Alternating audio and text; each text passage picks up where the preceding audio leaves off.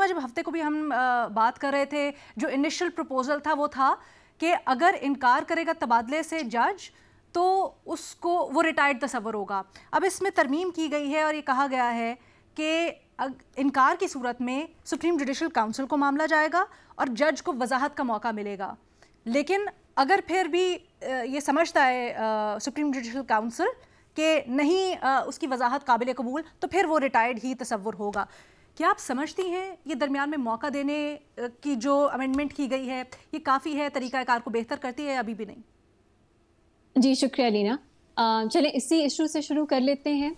पाकिस्तान के जो तीनों आइन बने हैं, आप 1956 का देख लें, 62 का देख लें, 73 का देख लें, उनमें जजेस को हाई कोर्ट से मुख्तलिफ हाई कोर्ट्स में ट्रांसफ़र के लिए उनकी कंसेंट ज़रूरी थी। ठीक है, कंसेंट वाज रिक्वायर्ड अगर आपने एक जज को एक हाई कोर्ट से दूसरी हाई कोर्ट ट्रांसफ़र करना था।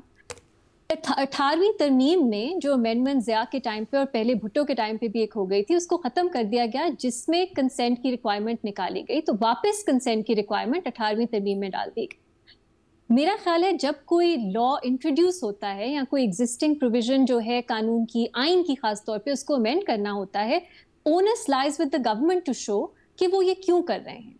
तो मैं ये जानना चाहूंगी कि कंसेंट की रिक्वायरमेंट आपने क्यों निकाली है कानून से, जबकि वो हमारे आइन से, जबकि वो हमारे तीनों आइन में थी, ओरिजिनल आइन में, और 18वीं तरमीम में जो एक बहुत ही कॉम्प्रिहेंसिव प्रोसेस था, जो आइन को अपनी ओरिजिनल शक्ल में लेके जाने वाला था, उसमें कंसेंट को वापस डाला गया। ये मेरा सवाल है और अभी तक मैं कन्विंस नहीं हूं कि इसकी हमें कोई ज़रूरत थी, बल्कि इसके जो खदशात इससे निकलते हैं वो ज़्यादा हैं। सुप्रीम जुडिशल काउंसिल मिसकॉन्डक्ट के केसेस सुनता है। सुप्रीम जुडिशल काउंसिल की अब कॉम्पोजिशन क्या होगी, ये जो सब चेंजेस हम देख रहे हैं इसके बाद, उस पर भी सवाल या निशान है। सुप्रीम जुडिशल काउंसिल की कार्रवाई जो है वो ट्रांसपेरेंट नहीं होती, वो अक्सर जो है वो आर्बिट्ररी होती है, हमने ये देखा है। तो वो मेरा ख्याल है ये बेहतर है, डीम्ड रेजिग्नेशन से बेहतर है आप सुप्रीम जुडिशल काउंसिल लेके जाएं, लेकिन ये नाकाफी है। मेरा नहीं ख्याल ये एडिक्वेट प्रोटेक्शन है। और बुनियादी बात ये है, मैं अभी तक समझ नहीं पाई कि आपने कंसेंट की रिक्वायरमेंट निकाली क्यों है। जो यूएन स्पेशल रैपोर्टर हैं ऑन इंडिपेंडेंस ऑफ जजेस एंड लॉयर्स, 2020 की उनकी एक रिपोर्ट है जो डिस्गाइज्ड सैंक्शंस पे है, मतलब कि जो शक्ल से लगते हैं नॉक्विस सी प्रोविजन है, लेकिन असल में उसका मकसद जजेस को सैंक्शन करना है। उसमें तफसीलन उन्होंने बताया है किस तरह इस तरह के ट्रांसफर्स विदाउट कंसेंट इस्तेमाल होते हैं दुनिया में कई ममालिक में,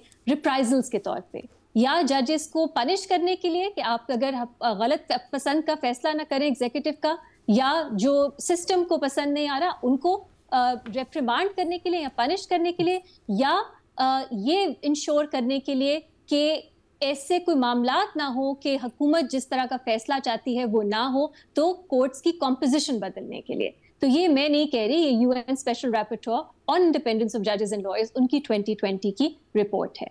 पहली बात ये। दूसरी देखिए, जो सबसे इंपॉर्टेंट चीज़ है अलीना इस अमेंडमेंट की, वो जो अख्तर साहब ने भी बात की, मैं उनसे बिल्कुल एग्री करती हूँ, वो है कॉन्स्टिट्यूशनल कोर्ट की।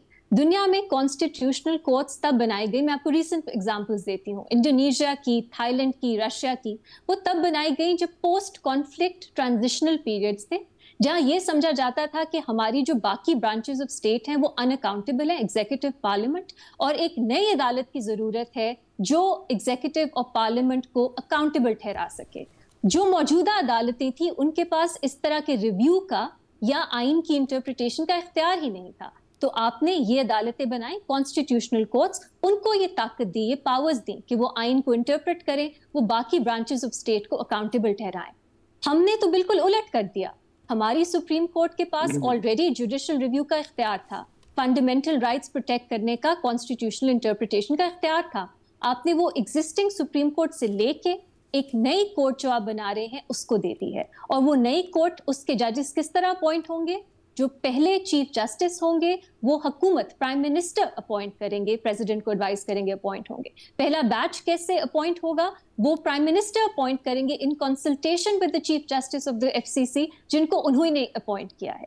ये जो वो कोर्ट होगी, इसमें जो जजेस हैं उनकी टेन्योर और एज ऑफ रिटायरमेंट 68 तक होगा। तो आप सोचें, कई साल in the short to medium term हमारे मुल्क की जो आला तरीन अदालत होगी, जो जुडिशल रिव्यू, कॉन्स्टिट्यूशनल इंटरप्रिटेशन का इख्तियार रखेगी, وہ ہینڈ پکڈ ججز ہوں گے آپ کی ایگزیکٹو کے اس میں جو بیٹھے ہوں گے. یہ کورٹ انڈیپینڈنس کی کوئی بھی تقاضا پورا نہیں کرتی, اور مجھے یہ خدشہ ہے کہ آلریڈی جس طرح کا ہمارا ماحول ہے, جو پولیٹیکل کانٹیکسٹ ہے, موجودہ سسٹم کو مزید اکاؤنٹیبلٹی سے آپ شیلڈ کر رہے ہیں. اسکروٹنی بھی نہیں ہو سکے گی, اکاؤنٹیبلٹی تو دور کی بات ہے, اور جو فیصلے یہ سسٹم چاہے گا بہت آسانی سے ربر اسٹیمپ ہو سکیں گے اس کانسٹیٹیوشنل کورٹ سے, جو بالکل شروع کا بیچ تو ہے ہی ہینڈ پک, اور 68 کی ان کی ریٹائرمنٹ ہے, تو آپ دیکھ لیں کئی سال تو یہی بیچ ججز کا ہے وہ شاید چلے.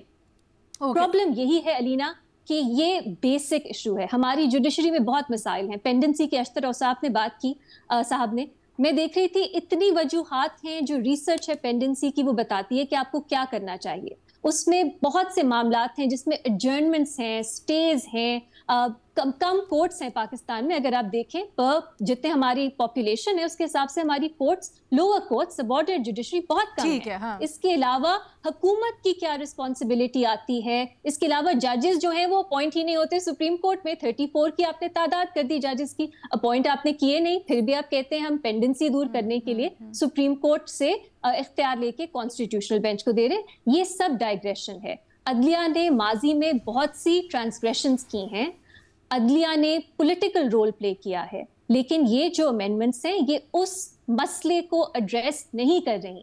اب پالیٹکس ہوگی فیڈرل کانسٹیٹیوشنل کورٹ سے ہی ہوگی, لیکن اس سسٹم کی رضامندی سے ہوگی, اس سسٹم کی فیور میں ہوگی, کیونکہ کانسٹیٹیوشنل انٹرپریشن کا حق اب بھی ایف سی سی کے پاس ہے, فنڈامنٹل رائٹس جورسڈکشن ابھی بھی ان کے پاس ہے, لیکن وہ کون ایکسرسائز کرے گا؟ حکومت نے جو چنے ہیں ججز وہ ایکسرسائز کریں گے. تو اب پالیٹکس آپ نے ختم نہیں کی. اور میں ریمائنڈ کروانا چاہتی ہوں ہمارے ویورز کو کہ 184(3) کے جو کیسز ہیں جس میں ہم اکثر بات کرتے ہیں, جیسے جو پرائم منسٹر گیلانی تھے ان کا ریموول, وہ 184(3) جورسڈکشن میں تھا, اور ہماری کئی پولیٹیکل پارٹیز ہیں وہ گئی تھی سپریم کورٹ کہ انہیں ریموو کیا جائے کنٹیمپٹ کی جب فیصلہ ان کے خلاف آیا تھا. نواز شریف کے ریموول وہ بھی پولیٹیکل پارٹیز گئی تھی, عمران خان صاحب گئے تھے اور دیگر لوگ, کہ انہیں نااہل کیا جائے کیونکہ انہوں نے کرپشن کی ہے. وہ پاورز اب بھی ہیں, اگر آپ نے استعمال کرنی ہے ایف سی سی حکومت کی رضامندی سے, ان کی ول کے اکارڈنگلی استعمال کر سکتی ہے. وہ پاورز آپ نے ختم نہیں کی. سو موٹو کی ایک چھوٹی سی چیز تھی, وہ آپ 184(3) میں بھی ختم کر سکتے تھے. سو موٹو آپ نے نہیں کیا. بیسکلی آپ کا پوائنٹ یہ ہے کہ عدلیہ کے اوپر بہت زیادہ جو آپ کا دوسرا ادارہ ہے یعنی آپ کا پارلیمان, اس کی مداخلت بہت بڑھ جائے گی.